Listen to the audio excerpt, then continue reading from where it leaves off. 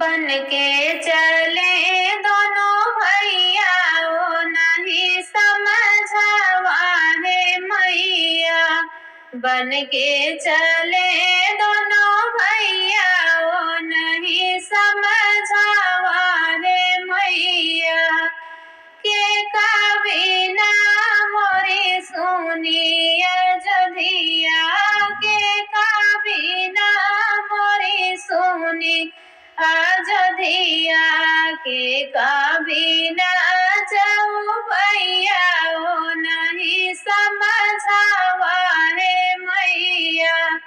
के कबीना जाऊ भैया ओ नहीं समझवा है मैया।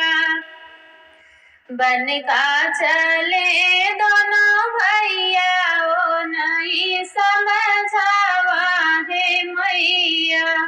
बन का चले दोनों भैया ओ नहीं समझवा हो मैया।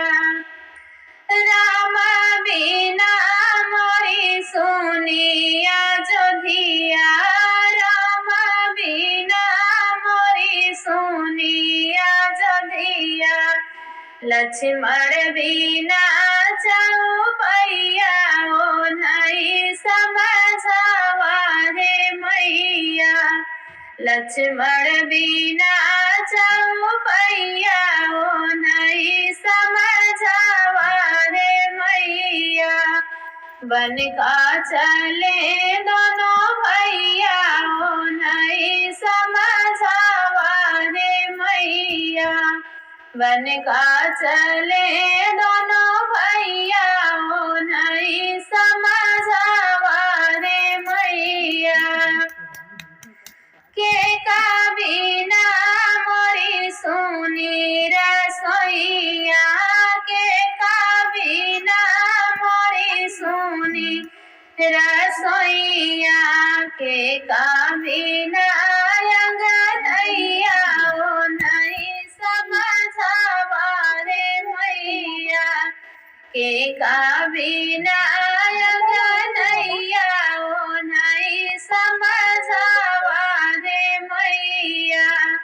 बन का चले दोनों भैया ओ नहीं समझवा है मैया। बन का चले दोनों भैया ओ नहीं समझवा है मैया। सीता बिना मोरी सोनी रसोइया सीता बिना मोरी सोनी रसोइया। लालन बिना अंगनैया ओ नहीं समझवा है मैया। लालन बिना अंगनैया ओ नहीं समझवा है मैया। बन का चले दोनों भैया ओ नहीं समझवा है मैया। बन का चले दोनों भैया ओ नहीं समझवा है मैया।